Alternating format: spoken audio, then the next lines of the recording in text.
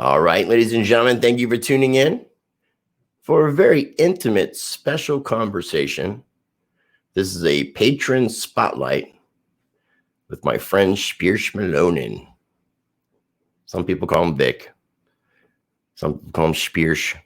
Some people call him Milonin. He's been a great supporter of the channel, and I really appreciate his support. And I've been talking about doing patron spotlights with individuals that are super patrons, and he's been a super patron for a good amount of time, and I definitely owe him a couple of these. So right now we're doing this live unlisted on my Patreon channel, and I'm going to be uploading it to Odyssey and Library in the next couple of days. Just want to encourage people to go check out this video for free on my Patreon channel. In the meantime, we're going to go ahead and get it started.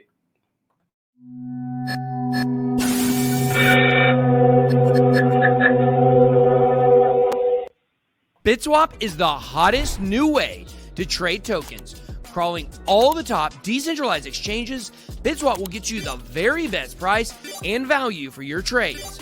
BitSwap is changing the game. Try it now at bitswapdex.com. I always got to shout out the sponsors of Rice TVX, and BitSwap Dex is the newest sponsor. Shout out to BitBoy and crew. And here's a few quick messages from Monarch and Presearch.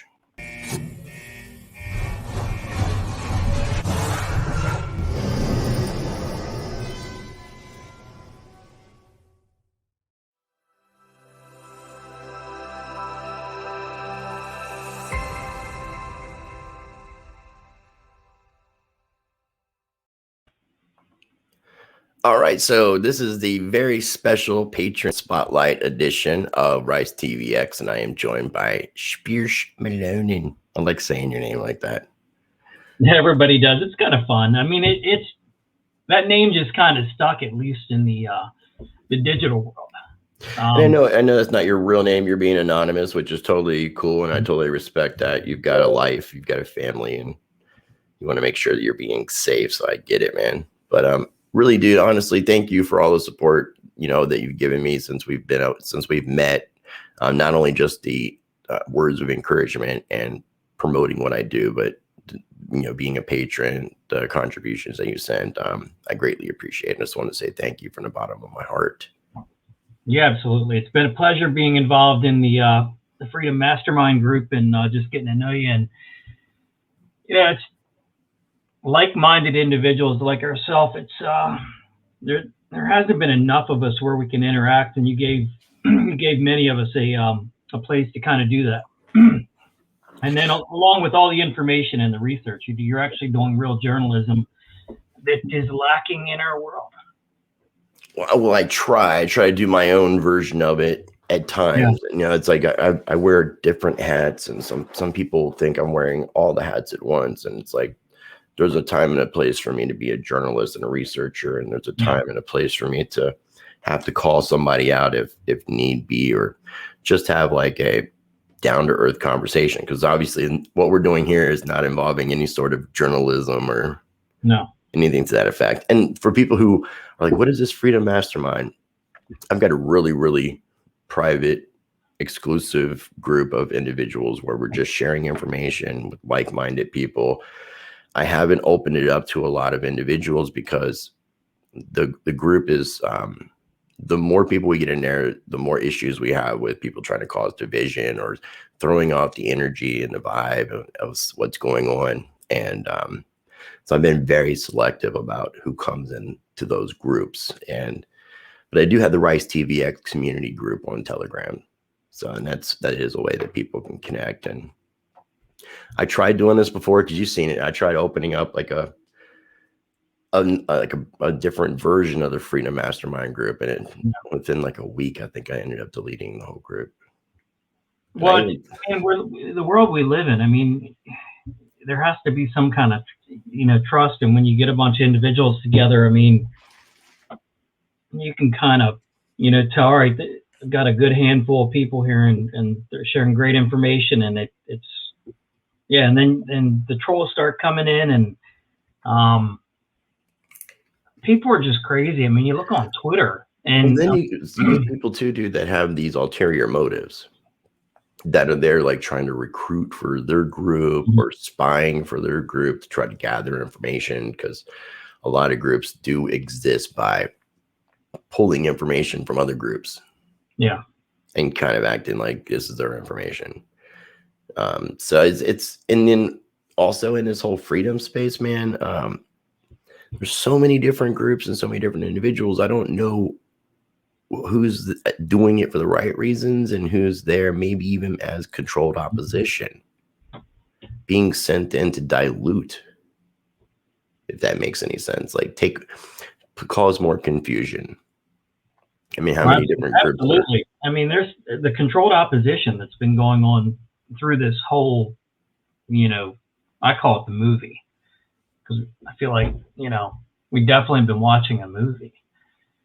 And my God, the information funnel in the beginning of it, kind of when, this started way back when. I mean, how many years we go back? But now you look at the information funnel and it's gotten a lot cleaner.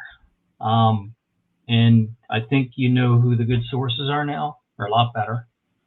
You're figuring it out, yeah. Yeah. Some people can. Unfortunately, there's a lot of people who's not disseminating good information. No, and there's still plenty of bad information out there. Kind of like with Kim, and you went out there and you visited her.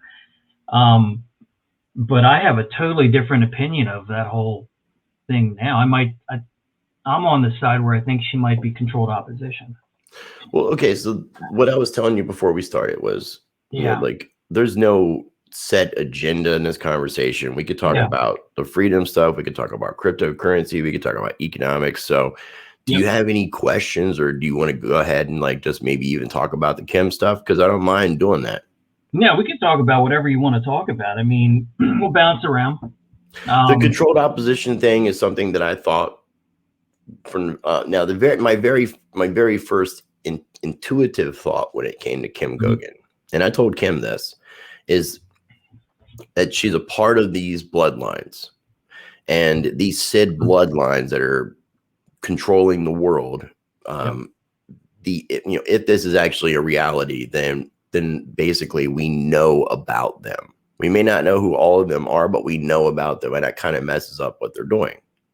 So being that we're at the end of an economic cycle, everything is going on, we're going to have to do something with the currency.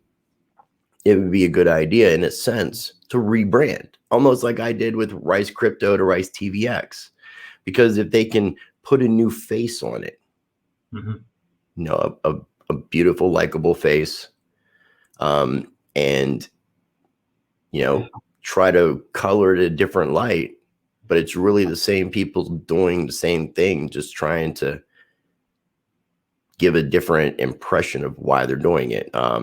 Does that make any sense? Yeah, it actually does. It seems like it would make more sense in those angles. And then the really sad thing, dude, that really sucked. And I mean, I wasn't drinking any Kool-Aid. It would be nice to be able to have somebody empowered to be able to help our situation 100%. It would make things a lot easier. So I was really hopeful that there was something there. So after doing the 2 interviews and not really getting anything, and then the 2 interviews of Tank and not really getting anything solid, I offered, asked if it was cool to go out there, because I wanted to see maybe if I was with her, she would share something with me, because I offered to sign an NDA. I offered to be able to give privacy for whatever she wanted to share, and then share publicly what she was cool with. She didn't even want me to sign an NDA, but she didn't really provide still anything. No. I just texted her the other day asking her about what something was, because I was watching something on YouTube. I think it was Yellow Rose of Texas or For Texas, and it's a thing called The Lies of the Vatican. It's like a 3 or 4 part series. And there was something in there talking about Lord Enlil, which Enki and Enlil from Sumerian and Babylonian history would have been a predecessor, or would have been before Marduk. Marduk would have came after them, and Marduk was who apparently Kim was a predecessor of and killed. So I was asking her what this thing was. It's like an acronym for something weird. It's like some Anunnaki thing, apparently. And then I was asking her what was going on, asking her if there's any updates. Because I hadn't really spoken with her since maybe a week after I got back home. And I was asking her,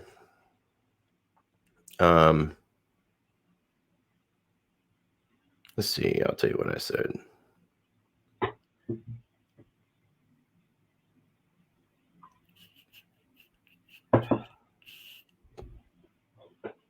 She sent me this, it's SAALM, and that stands for Supreme Anunnaki Alliance of Lord Marduk.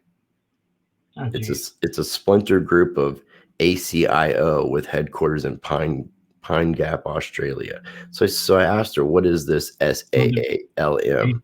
ACIO from my.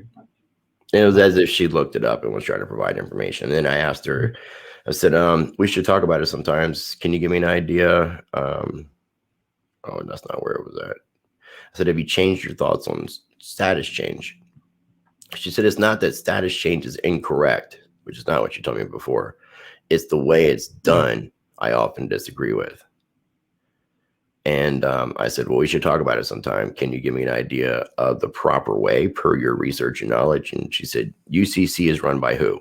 Courts are under the Crown Corporation in London. How do you change status? I'm like, there are numerous methods, and UCC is only one of the tools. And there's trust and equity. Yes, if there's any way without involving any of these methods, we should chat about it, is what she said. And I told her that the methods of Anna von Reitz and David Straight, which is to become an American national or state national, isn't UCC. So I'm trying to give her, make her out. And she's like, and next, let's say their method of change works. What happened next? What do you get out of it? And I told her at this point, I haven't really taken any steps. I'm researching and preparing and figuring out what I want to do. But I'm like, basically to get out of their jurisdictional control, to be self-governing. That's what I'm aiming for. And she says, I agree with you on self-governance. This is what I was talking about on Life Force Call Sunday. Now, even though I can't prove or disprove, I haven't been a dick about it. And because I haven't been a dick about it, me and her are still on good terms. She understands where I'm coming from because she acts as if she has a logical mind as well. And she, but I told her I'm disappointed. Like, I wanted to see a hologram room. I wanted to meet some ETs, like something, like show me how you were depositing this money on in people's accounts. And that was the one thing that she didn't want me to go into, how it was done. But whatever the device is not in her presence. Is basically it.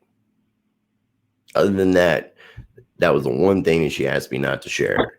But that's bizarre. It's bizarre, dude. It all gets more and more bizarre. Everything we're living in is bizarre. I mean, it's like,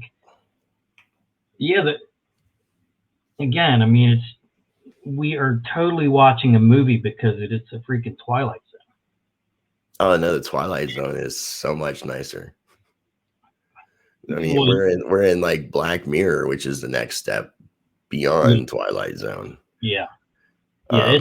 It's a crazy world.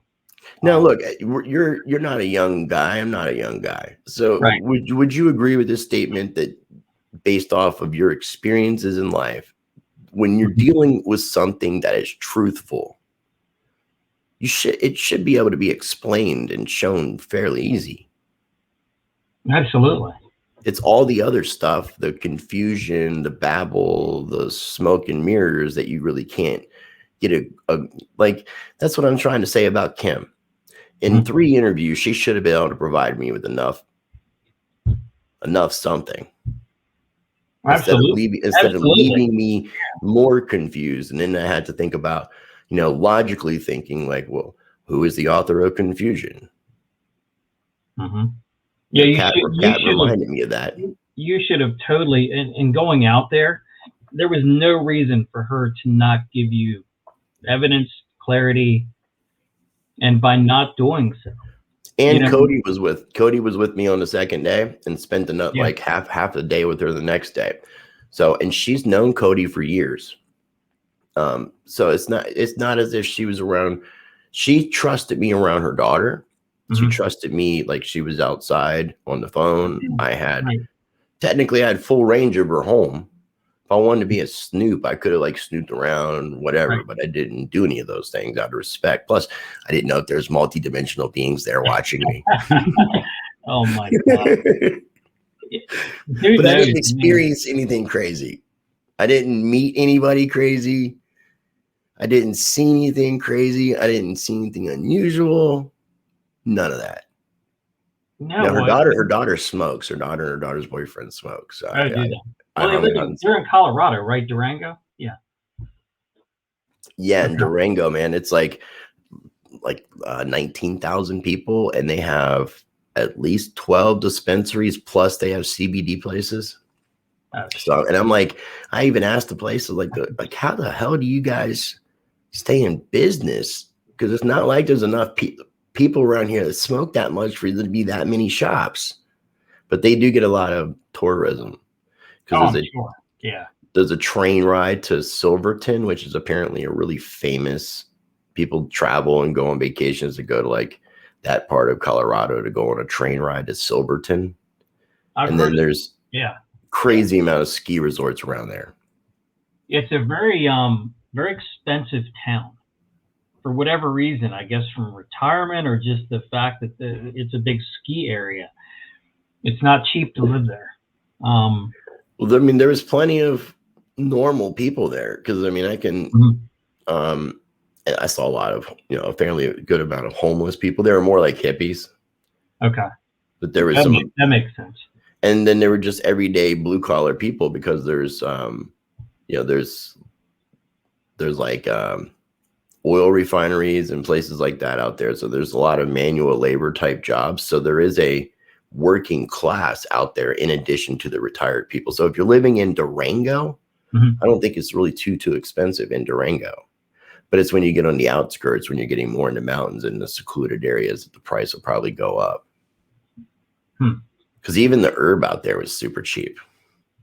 Super cheap. And I really like the vibe of Durango. It's like, if it wasn't so out there, it's a really great place to live.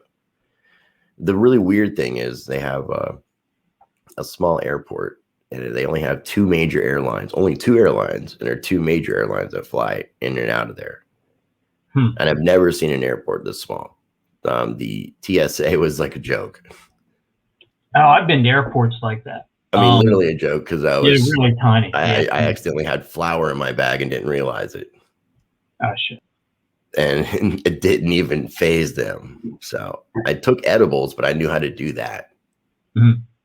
So I didn't. I changed packaging and stuff like that. You can take food in your bag. Oh my gosh! I love edibles. That's my preferred method. I don't do much.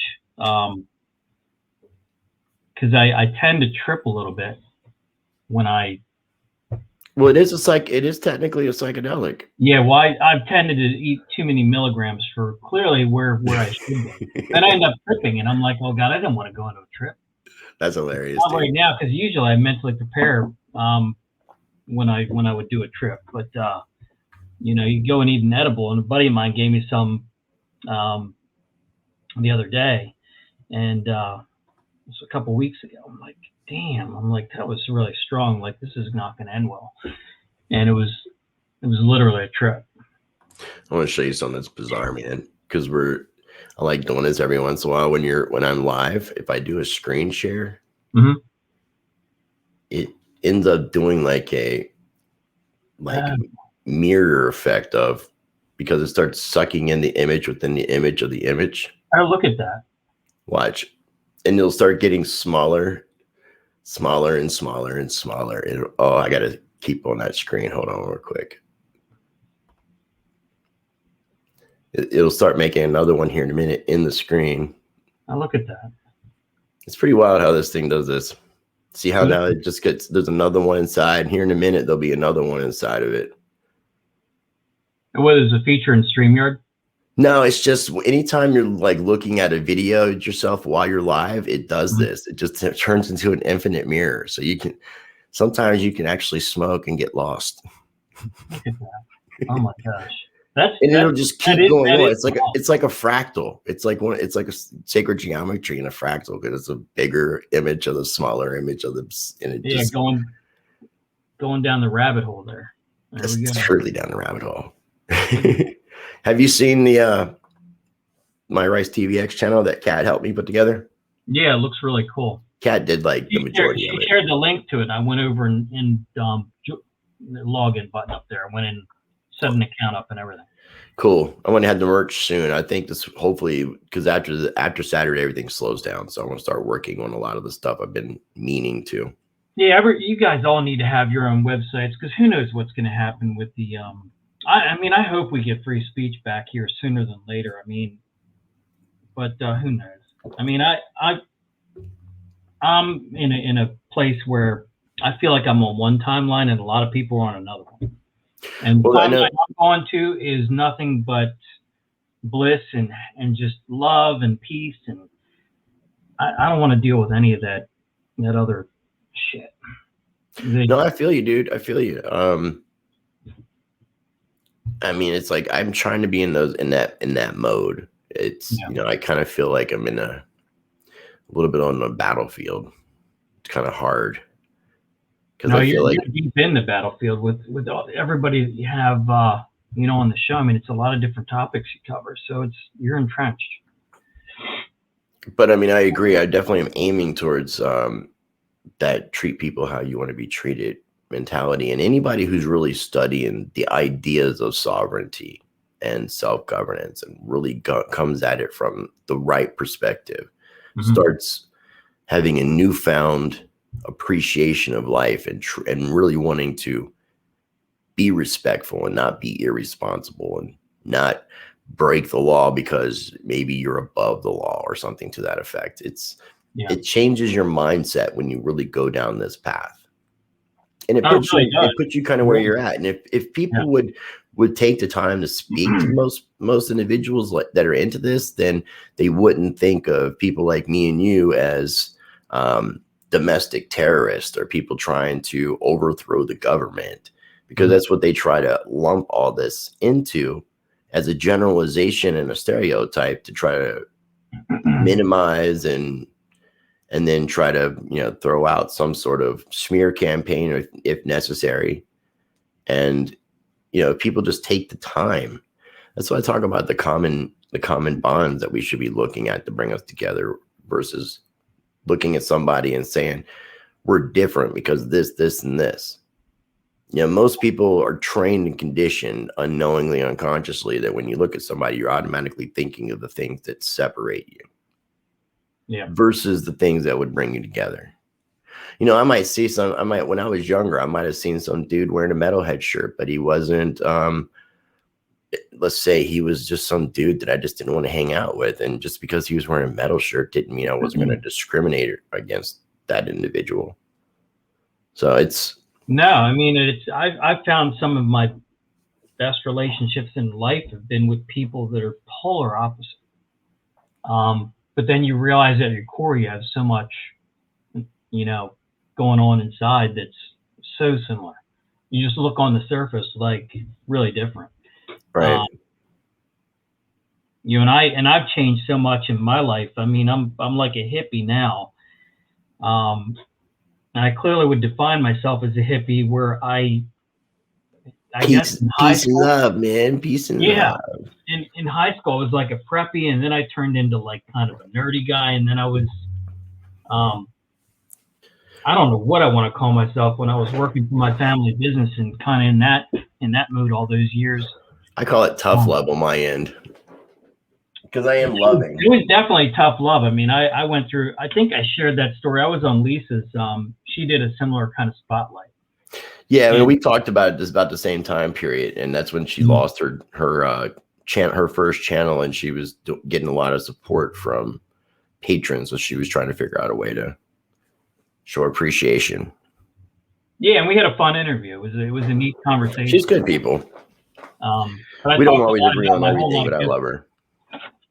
Sorry, what'd you say? I didn't mean to talk over you. We talked about. I gave her kind of my backstory, my life story. How I went from being a multimillionaire to losing everything, having $17 to my name, and then rebuilding through crypto. I mean, crypto saved my life financially. You know, but the money. So you was a millionaire? Multi. Was that from business earnings? Because I didn't have a chance to watch the entire thing with my family came. I guess we have quite the history in the food business. So my grandfather invented the par-baked pizza crust that you would get like at a carnival or you go in a grocery store where the pizza's kind of, you know, pre-baked. It's wrapped in a package. Yeah, I remember you saying that. So you guys got trademark or copyright and residuals off that? No, he happened to build that company up in the 40s. I think 1946 they founded it, and then he built it up. My dad came out of the Navy, went to work for him. And then while my dad was working for him, he came up with an idea in his head, I can make a better pizza crust. So he did. Went out and started a company, and really, other than making a great pizza crust, he didn't know what he was going to do with it. And then he was watching, I think he said it was a speech that Reagan gave, and he got an idea, and he's like, I'm going to create a pizza kit and let nonprofits and like groups and stuff sell the pizza kits and make money, kind of like Girl Scout cookies. So you can make your own pizza? Yeah, at home. Okay. So he built that into this. I mean, when at our peak, we were almost a $50 million company, generating millions in profit after taxes. So, I mean, so it was open and you worked for the company?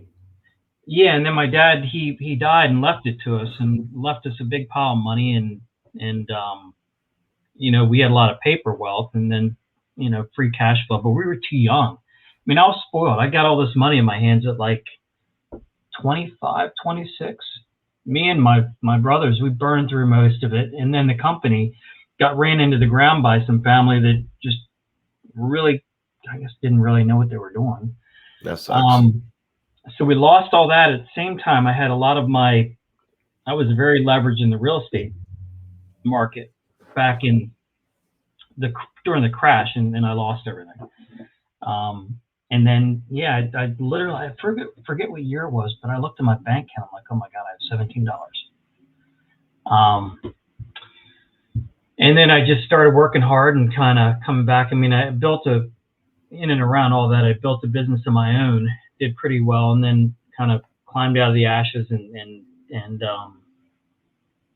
yeah, took the money, a little money that I did have, and started putting it into crypto, and then got my credit back and borrowed some money, and then you borrowed money to trade?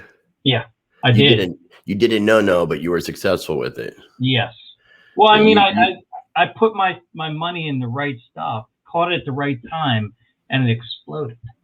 Yeah, but now in retrospect, even though you were successful with that, would you recommend to the everyday person to just go ahead and take out second mortgages and loans and get involved in crypto, not knowing what they're doing? Oh, heck no. Okay. Especially if you have a pile of assets that you... And I had to put that out there because I don't want somebody watching this thinking, oh, damn, I need to go take a loan out. No. Because obviously, like, I can say, talking to you, you've done your homework. Well, I mean, I've built businesses and I've been involved in business, and this was my way of kind of building my own business where I could make a living on my own and not have to depend on the system. And I love trading. So, and I started getting fascinated by crypto, and when did you get actually involved in crypto? When did you first buy? Well, the first thing I bought was Tron. When? I'm saying when? 27? After the crash. I bought 18? after the crash. Yeah, 18. Okay. So I caught early 18, mid, late, because that matters, because we're, you know, time goes in crypto. I remembered paying $88 for Ethereum. So it was right around an $88 Probably Bitcoin mid-year. Cash was probably around the same, like $90. Okay. Yeah. And then, yeah, you had to sit on that for a while too to get the real gains, but you were Well, I doing made swing most of my trading and day trading. a little bit, and then I made most of my money during the DeFi boom last summer. And then I took those profits and I rolled them into some really, good quality stuff. And then in this second, I went through the bust. I held through September, October, November, and then I made another push on a lot of quality stuff coming up until now. Tron was your first coin, though. Yeah, that's terrible. I mean, but it's all right. I mean, we all make mistakes, but that's an interesting first coin to get into. I would have much rather been this people from today's day and age and been Doge. But now I've got a really cute. I don't have it. Like I can get up and get it, but I've got a really cute little stuffed animal from Tron. Yeah. Hold on. They have a stuffed animal. Yeah, it's like a mascot that they have, and it looks so cute. A friend of mine, Kevin, is friends with Ken Bozak. When we were in New York, was wearing the actual mascot thing. Like they left it after hours, and we were messing around. But it's this. Oh my! Look at that guy. Isn't he cute though? He's like. Ron. I also got a. Speaking of stuffed animals, I got all the Magical Crypto Friends. Oh, what are that?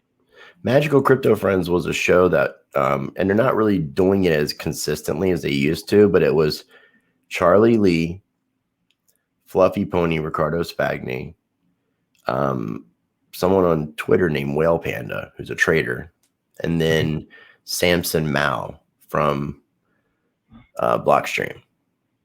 Oh, geez.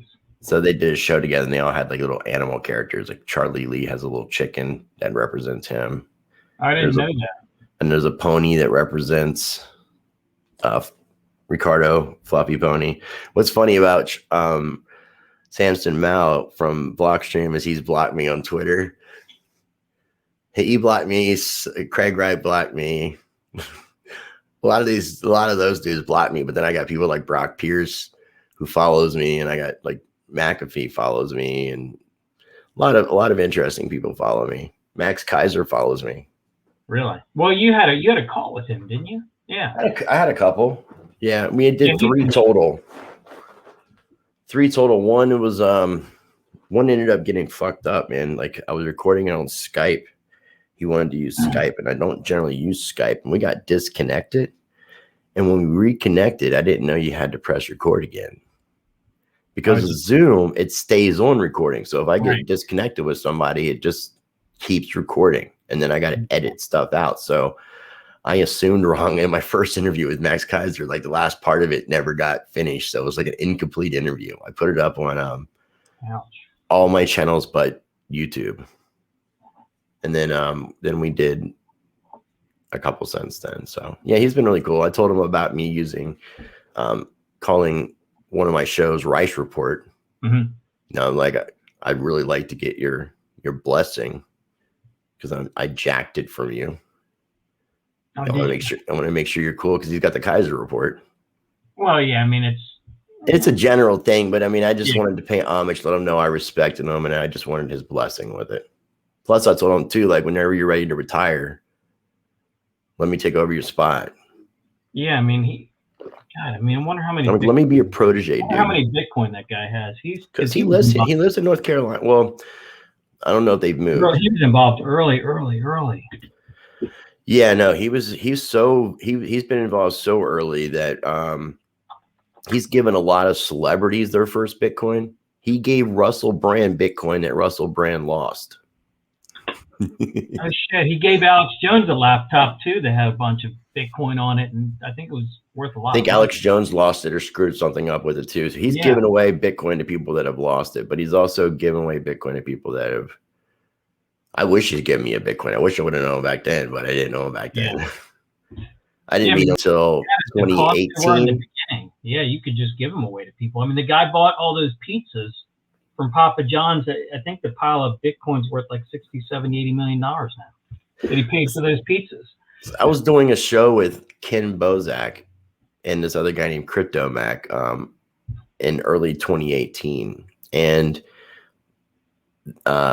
some reason Max and Stacy were watching the show, and Max liked my mohawk, so he retweeted something on Twitter and said something about, my mohawk and should I change my hairstyle and stuff. And it was not too long after that Max started putting punk in his profile. Oh shit. Let me see if it's still there. He's a cool cat. I like the idea of the microdosing podcast, because it's kind of edgy. I wonder if they actually do trip, because a lot of their stuff is like really trippy. And they look kind of like. You talking about the orange pill, or are you talking about something else? Yeah. Okay. Yeah, and they talk about microdosing a lot. Stacy looks like sometimes she could be microdosing. I wouldn't. Yeah, I wouldn't say any that's a negative thing, because I would love to actually microdose myself if I had enough actual quantities of psilocybin to do it. Like, I don't have the connections at this point, not locally at least. Yeah. Be nice. But I smoke enough herb. Yeah, where is it at here? Oh, now you just changed it back to cypherpunk. Let's see about his other one, because he had 2 accounts. Because he got locked out of one account, then he got back in the other. He's a cool dude, though. And then I found out he lived in North Carolina. I was like, we got to hang out. And I think I freaked him out. Yeah, what part of North Carolina then? Somewhere towards the Raleigh area. Now, at one point, McAfee lived in that vicinity because he actually had a mining facility in Raleigh.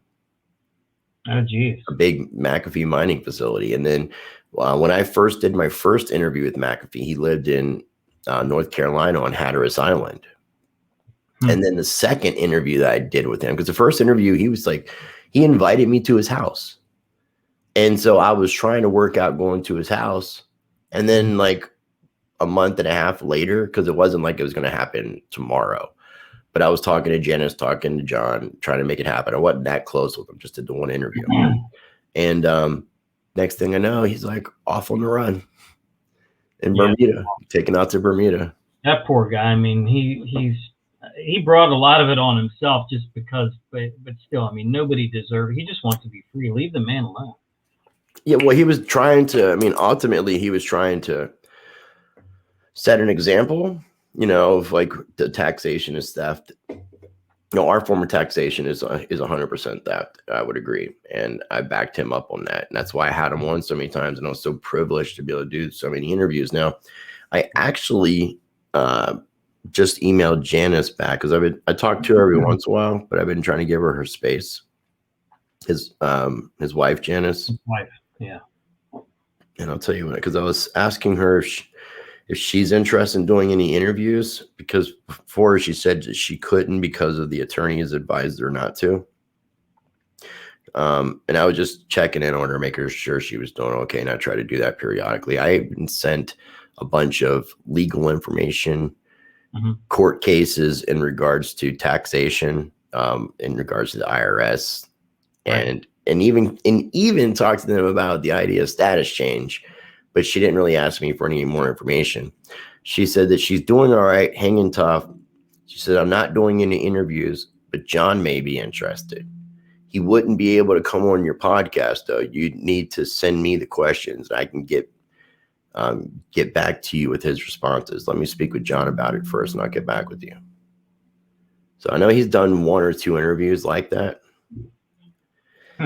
It would just suck not being able to like talk to him. He's a good interview, because that's the experience. Crazy.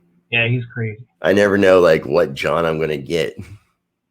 Sometimes it's like real short, real sweet. He just controls the conversation. Sometimes he's just nothing but cool. He's been on, I think it was my 3rd interview. It was my 3rd or 4th interview. He was telling people in the interview several times, make sure that you're subscribed to my channel, and telling the audience like there's a reason why he's done so many interviews with me, and he won't tell me no. So I went to an anarchist conference back in 2018 in Philadelphia. It was a spinoff of Yeah, I Anarcho, almost went to that one. Anarchadelphia. Yeah. I almost went and I had a conflict at the last minute. I couldn't go. That's where I met Jeff Berwick in person. We had spoken before, but that's where I met him in person, and then was able to interview him later. That's where I met Max Egan for the first time and left enough of an impression that he's become a friend. Yeah. Which is really cool. Yeah, I mean, it's been a blessing, dude. Like all the people I've been able to talk to and meet, and then I interview so many people and put so much content out. A lot of that stuff almost gets buried. Some people don't even know I've done 7 interviews with John McAfee. Some people don't know I've interviewed Charlie Lee, the creator of Litecoin, Charles Hoskinson from ADA, one of the co-founders of Ethereum, Jeff Berwick. I've interviewed Lynn Ulbrich, which is Ross Ulbrich's mom. I've had Fluffy Pony on the show. I've had Tron Black from Ravencoin on the show. That's why I try to do my playlist section. Like I have a playlist called Crypto OGs. Sometimes I even forget some of the people I interview. That's a pretty nice resume that you racked up there. That's just crypto. That's just the crypto stuff. Just the fact that you've been able to interview so many really cool people and have because you have conversations with them. I mean, me and Charlie were talking about Star Wars and shit. No shit. Yeah, because he's a big Star Wars fan. Hold on 1 second. I want to pull up. What is Bitcoin doing right now? I'm just really curious because it was right at 50 last time I looked. Yeah, what are your thoughts on that? It's at 48. It's under 49 now. Oh. So it went down and double tapped the low from yesterday. Actually, I don't think it hit it. Actually, I think it put in a higher low. Andreas Antonopoulos. That's somebody else who I've interviewed a couple times. I've had Andreas on. Roger Readers. Have you ever tried to get Raoul Paul on? No, I was thinking about reaching out to him and thinking about reaching out to Michael Saylor. Absolutely, because I mean, some of his stuff lately that he has uncovered. You know, he's one guy that's kind of him and Saylor are right now the 2 smartest minds helping with adoption, and they understand the deep depths of what this is becoming. I've understood it for a long time. I just didn't really start grasping the magnitude of this transition until recently. And now I can really see it. I'm like, damn, like we really are shifting into that. I mean, regardless of whatever way we go, there's no doubt that everything's moving into this digital realm just because that's the world we're moving into. Right. No, I'd agree. I agree 100%. Look at all those. Well, that's what I was going to say. Like some of them I even, like I said, I was even forgetting. Like, okay, so Amir Rosick, who I've had on the show a couple times, he's a co-founder of Block Geeks.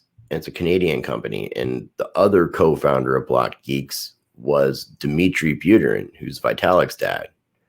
I've had Vitalik's dad on the show too. I was trying to find that. So this was BitBoy,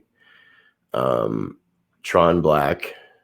There's Amir, Ricardo Spagni, Jimmy Song, Peter McCormick, Jeff Berwick, Lynn Ulbrich, Jörg Molt. That was somebody that was claiming to be Satoshi. Someone that Ken was calling out. Oh, geez. Roger Veer several times. There's Dmitry Buterin, Vitalik's dad. Now, you would not. This dude is like a bodybuilder. He says that he used to be little like his son. You can see Vitalik when you see him, but look how big his dad is. Yeah, he's built. So that's Vitalik's dad. And I even asked him, what the heck happened to Vitalik? I mean, he said, well, Dmitry said he was like that too. Dmitry's from Russia. Okay. So, and I even asked Dmitry, I'm like, because Dmitry was involved. Dmitry introduced the idea of crypto and Bitcoin to Vitalik. So I even was like, did you groom Vitalik? Are you a part of Satoshi Nakamoto? Because he is a potential candidate based off of some weird things. So Anthony Pompliano I've had on too last year, and then Charlie Lee's brother Bobby Lee, the creator of Skycoin, and Brock Pierce, who I've done a couple with. And then I have an interview, another playlist that's called High Pro, and it's just more of a variety of a higher profile people. So there's Mark Passio. These were my interviews with Russell J. Gould, but I decided to make them private so nobody could ever see them ever again. I would love to go back and watch a lot of these. I've been checked out.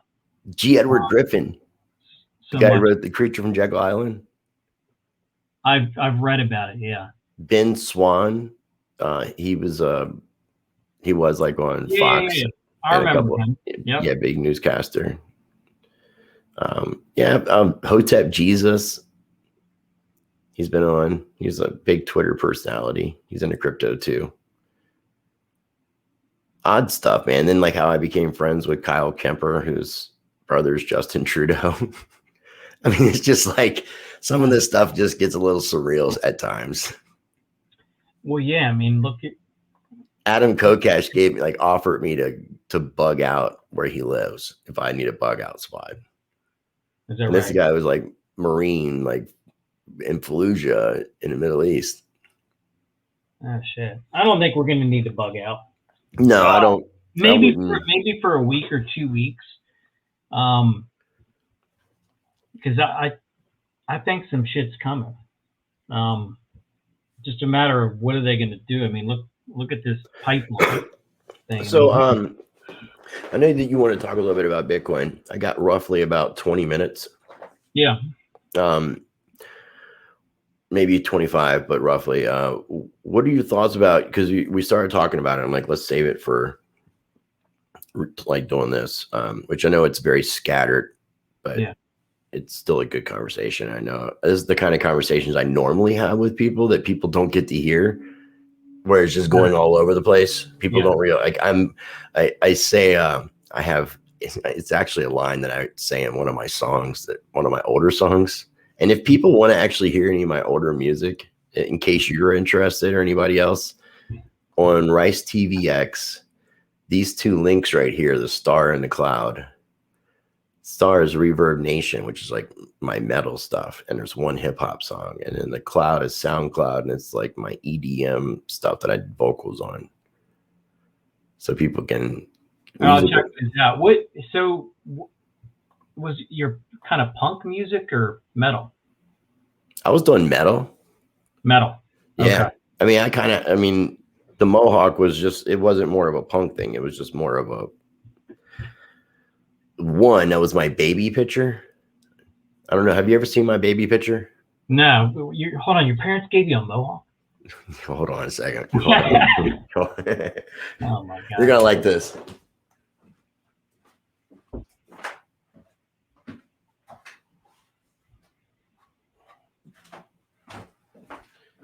And this is like straight legit, like a baby picture of mine. It's in like a frame and everything. It may be a little dusty, but. There you go. There it is. There it is. So it's like, that's what my mom used to do to my hair. My hair is naturally curly, so it automatically just kind of does that. I've grown my hair out, and I've discovered that I have curly hair myself. And I did not know that until I grew it out. Yeah, like I didn't used to use styling gel. I have to do that to like now that my hair, like with my Mohawk. Now, if I was doing my hair where it was shorter and more up on top, that stands up naturally. But my hair is wavy and crazy, so I had to put like shit in my hair, and then I feel you. Mine gets crazy on the back where I start to get those I like that band though. The headband you got, that looks cool.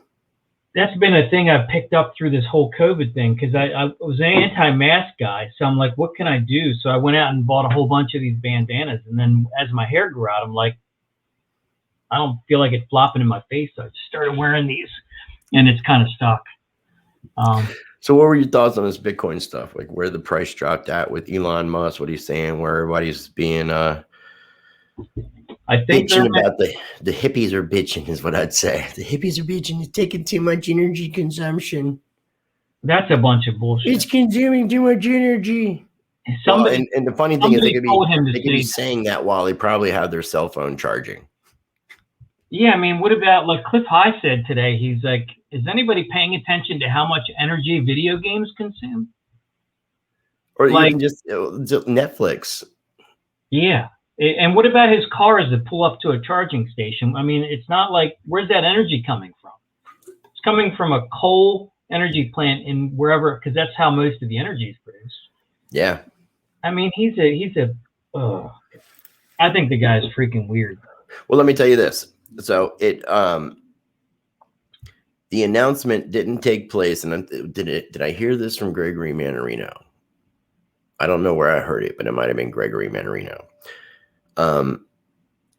Elon Musk waited until the end of the trading day when like the daytime traders, like your professional traders and stuff, when they were done.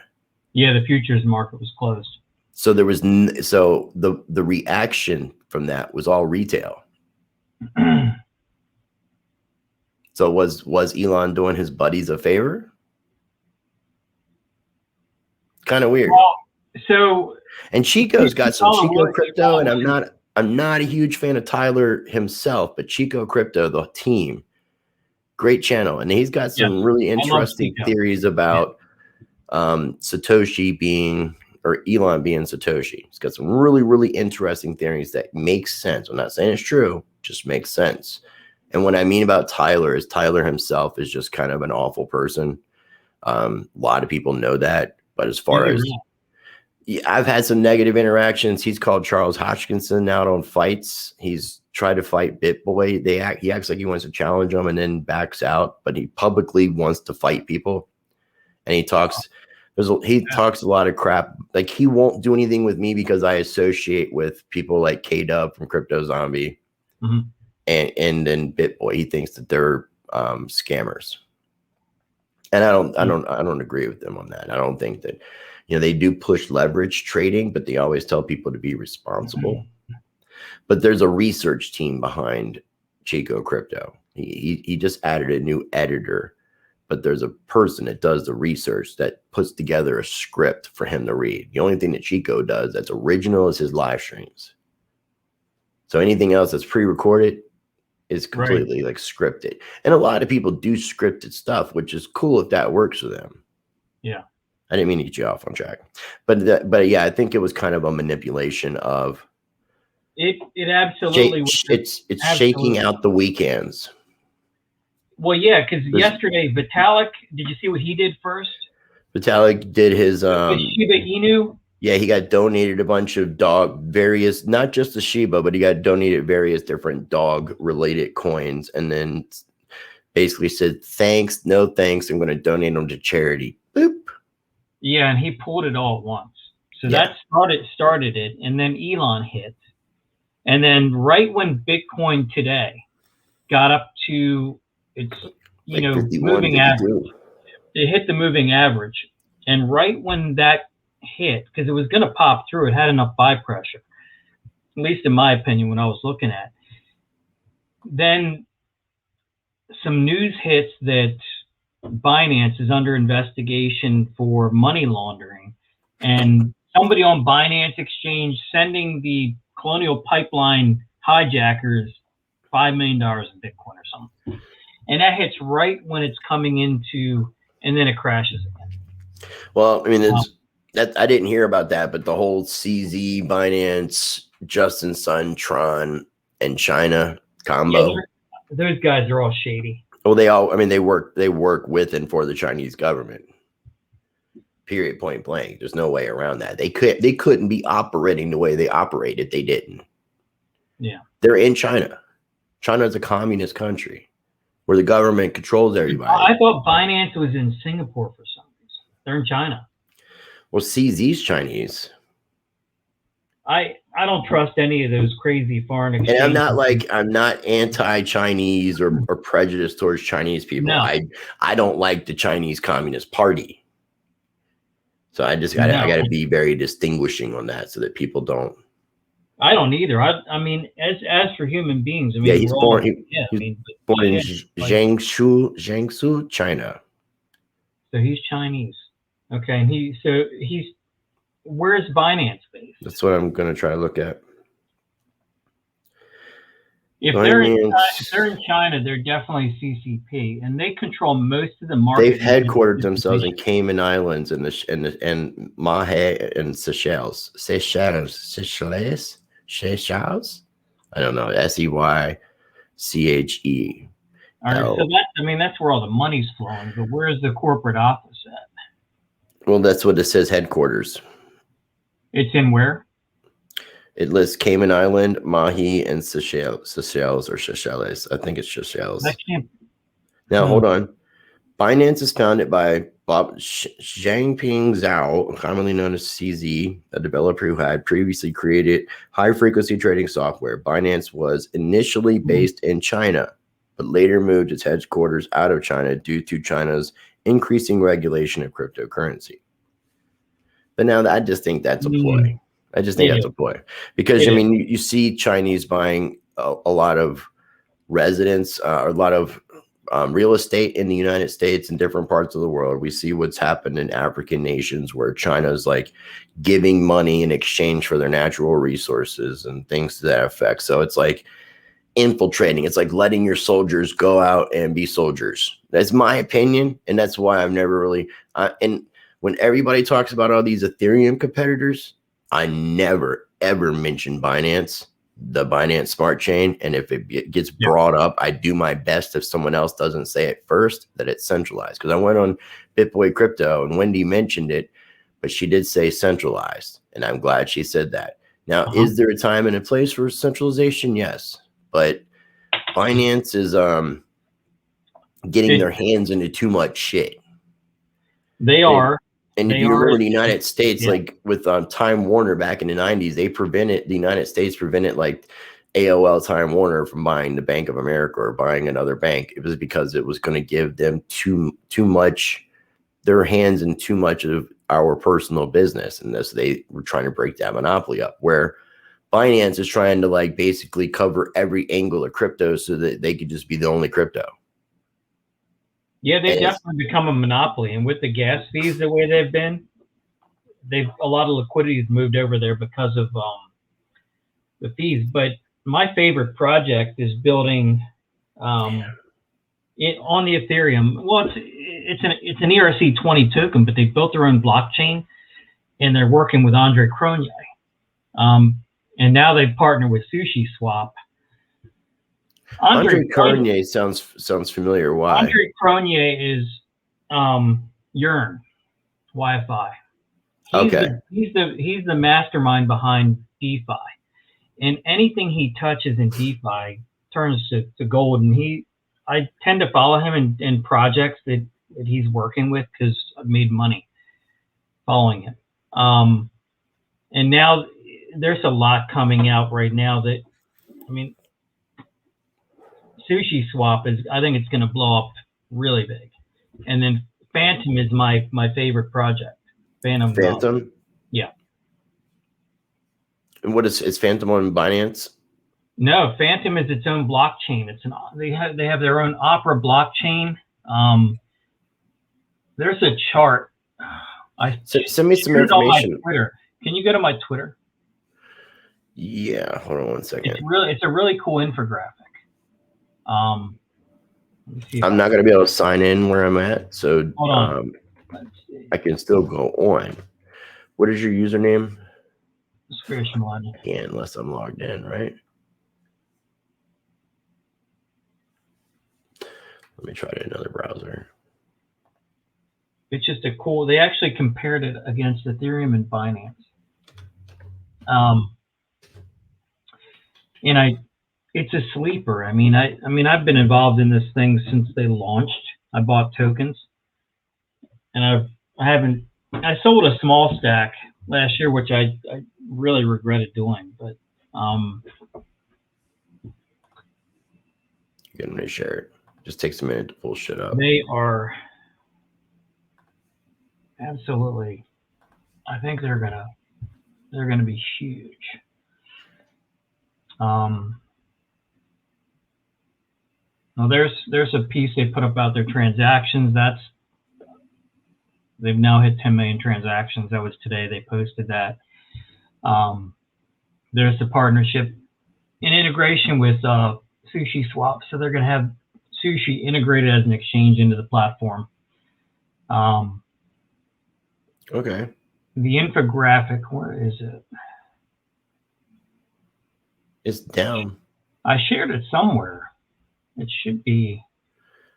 Elon dump now in recovery. Willie Woo's great. Do you ever follow him? Yeah, I mean, I listen to his stuff every once in a while. I've been meaning to try to get back in touch with Tone. He's someone who I've hung out with, and he's really cool. And I'd like to get him back on get him on the show.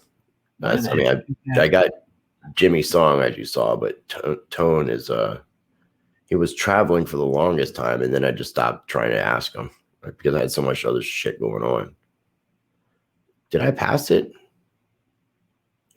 I'm awaiting in Valhalla. There it is right there. Okay.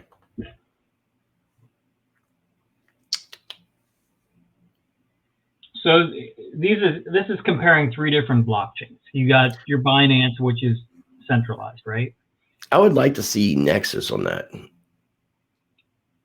I really, I know that Nexus is not going to be like one of those coins right now that's going to make everybody a lot of money. But fundamentally, as far as what people are trying to achieve in the space, I think it's a sleeper. I think a lot of these, the reason that Binance Smart Chain, and I got to look into Phantom, but the reason that Binance Smart Chain is better in a sense than Ethereum in a lot of ways is because of the fact that it is centralized, like it says right here. So when they talk about its security, there's 3 different things that you're trying to achieve in a blockchain, and achieving all 3 at the same time without centralization has been the issue. Security is one of them, speed, and something else. It may just be the protection of the network. Yeah, Phantom is a lot like Theta.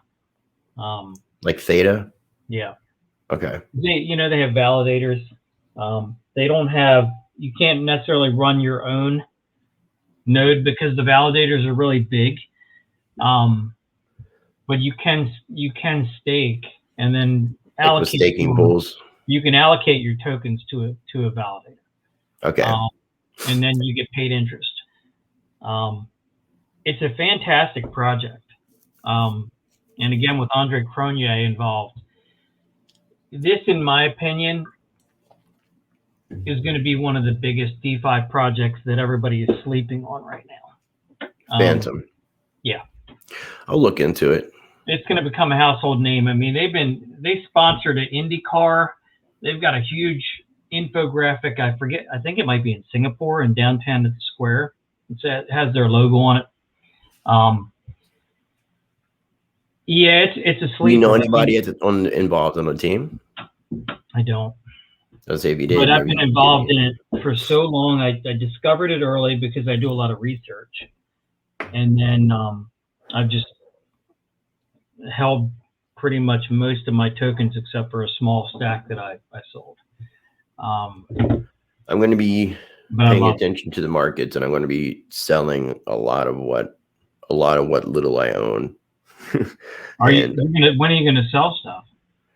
I want to start DCAing, staggering out, probably I'm going to be paying attention to what's going on economically. But if everything stays the way that it has been, then ideally sometime late summer, early fall, start taking. You think that's when? I feel like we're going to have another push because they can't let the economy collapse yet. I mean, it would be Mad Max. Yeah, but see, that's so the question is, are we going to be like in a normal repetitive cycle that we've seen so far with how Bitcoin and cryptocurrency have been, which so far has kind of played out? Or are we going to see possibly a super cycle where it just keeps continuing? The only problem with that, dude, is if we do see a super cycle, which I'm not saying it's not possible, but when that happens, it's going to be because of there's already talk of inflation and people are seeing inflation. It's going to be hyperinflation. And it's going to be almost like what McAfee was saying, because in his mind, when he said the $1 million Bitcoin, what he said made sense, because if you look at everything going on economically, the dollar shouldn't even be worth anything right now. So, no, the dollar is the actual shit coin that exists in the market. The dollar is a shit coin. I think fiat is French for shit. Right. I think I determined that fiat is French for shit. Yes, it's a shit token and a shit coin and whatever you want to call it. That is the dollar, because they keep. I mean, they're destroying the shit out of it. So why? It's the only way to keep dude. your money safe is put it into some crypto or buy some silver or hard assets to hedge. Did you see this? Have you seen this? Yes, I did see that. Yep. Okay, so this just came out 1988. 1988 was when they did this one, and this one was all about the phoenix rising out of the burning fiat money, and around its necklace is a medallion that has 2018 and a 0 that could be significant of binary. It says, "Are you ready for a world currency?" Now, they were wanting it on 2018, but 33 years later, instead of where it was supposed to be, which was 30, and 30 and 33 are both like interesting numbers when you study like those kind of aspects. But GovCoins, this is the digital currencies that will transform finance. So, and that just came out this past Saturday. There's going to be a big push for that. The cashless thing, digital IDs. We're going to have to do this again. I told you I owe you. So in the next couple weeks, I'll get you scheduled back before like the end of this month, and we'll do another one. Yeah, and then we'll do it like this. I like kind of doing it this way. Like I keep feeling like I'm on YouTube, and I got to realize I'm not. So that way, because the whole point of doing this too was to have that free conversation and not have to worry about censoring ourselves. We could talk about vaccines. We could talk about Q. We could say QAnon. And even though I'm technically streaming this right now unlisted on YouTube, they could flag it, but because it's unlisted, I'm not really worried about it. And then, like I said, I'm going to be uploading it or recording it, or we're live on the 13th, Thursday the 13th. I'll probably put it up on Sunday or Monday on Odyssey and Library. Cool. Because I'm trying to put more content up on those platforms to encourage people to follow me there. So that way, in case something ever happens to my YouTube. I like Odyssey. I mean, it's a neat platform. They did a pretty good job with the development of it. They just added where you could do, they call them hyper chats instead of super chats, where you can tip LBC while somebody's live. Oh, that's cool. Yeah. And man, I don't have the letter handy to show it to you, but I got a couple letters from, I'd given them my address because they asked. But they've sent me letters thanking me for creating content on their platform and working with them and helping to test out stuff. And they sent me and a couple other content creators a USB drive. Oh, look at that. That's got library engraved on it. And they sent me a significant amount of LBC last year. And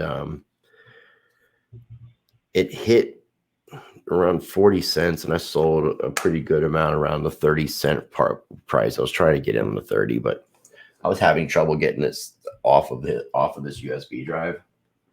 It wasn't the easiest thing that I was dealing with at the time, so it took me a couple days, and but it was able to afford where I can do a couple upgrades that I need to do. Nice. I mean, it wasn't like significant amount of money, but I'm gonna, like, I've got a crappy desk that if I hit the wrong way, it moves, and you can hold, the camera shakes with it. So I need to get a solid desk. I just upgraded my chair after, for the first time. I had a chair that was killing my back, like just straight killing. Wow, I mean, that looks like a nice chair you're sitting on. Now it's like a gaming chair. It's got like a pillow on it. It's like set up like ergonomically to be good for my back and not. I mean, I'm 46, man, so can't be having back pain from doing interviews. It's crazy. No, I'm right there with you. I'm 47. But I've been so stingy, and I'm just now finally getting to a point with my channel where I'm, like before it was like I was just able to pay my bills.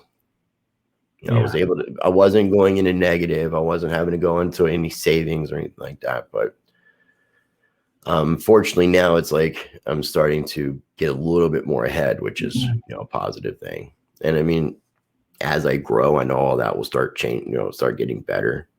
Going on BitBoy Crypto, I got like over 1,600 new subscribers.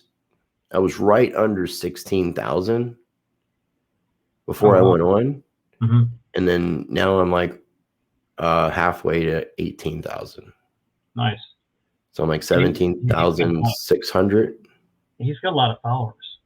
Almost 1 million, I think, right? Yeah. Him and Altcoin Daily, they're doing really well. I had an issue with a channel called Crypto Cake, and I had made a post on Twitter, and BitBoy thought maybe I was referring to him on this, and I wasn't. Let me. There's so much. It's funny how I want to show you something. Though. I'm going to just show you how people can manipulate and gamify YouTube. I gotta find a channel. I'm pulling up a search, and then I gotta get ready to bounce, and we'll schedule another one for sure because I enjoy talking with you, man. We gotta do some more of these mastermind group gatherings too.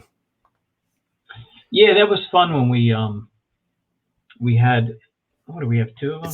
Time, yeah, it's just time has been a thing. I'm gonna try to do something like every 2 weeks and just schedule them and just make regular things. I'm gonna start doing more regular scheduled stuff. So here's what I was going to show you. This channel right here is called Crypto Cake. Now, Ken's working with them a little bit, and BitBoy's working with them. I thought this was BitBoy's thing, but apparently BitBoy's just helping these guys out and was hired by them to do some stuff. Now you see there's really not a lot of views. Right. It's like 500, 600. Let's see what the most is. 749. 749 so far is the big winner. Going down 772, 1.3, 14K is their trailer. And that's their trailer video from 2 years ago, which makes complete sense, right? Look at that. Look at how many subscribers they have. Oh, come on. Oh, come on. Come on, dude. But that's what I'm saying. Where does this add up? How did they get all those subscribers? So what I found out was the person who started Crypto Cake bought someone else's YouTube channel. So it's you can either buy subscribers, you can buy other people's channels, you can buy views.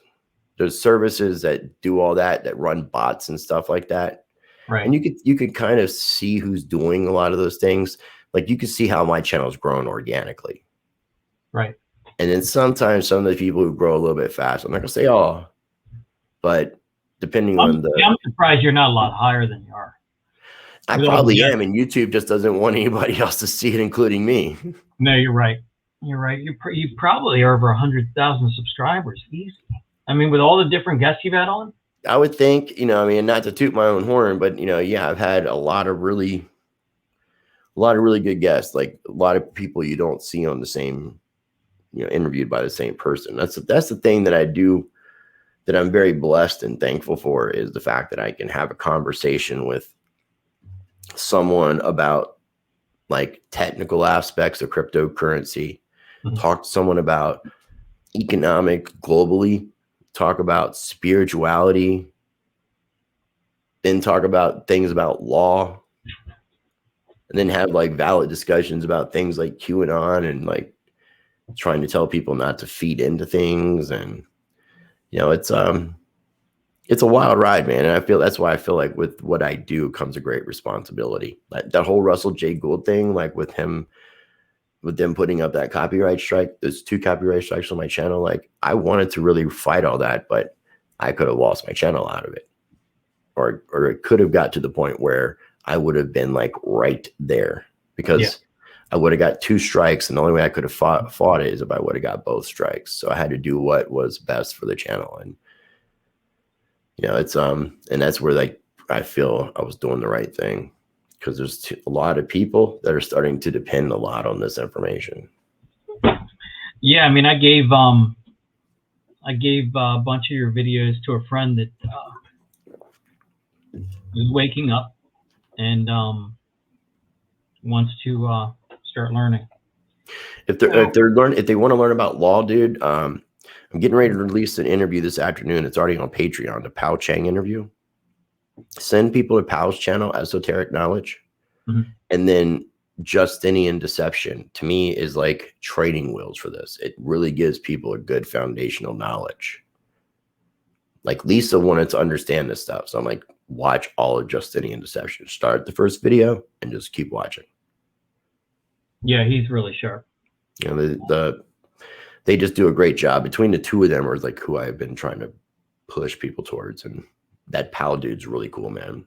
If you haven't seen the interview, I uploaded the interview with him yesterday, and then an interview with Mark Patelik from Solutions Empowerment. He's another law wizard, man. Been in it for like since the 90s.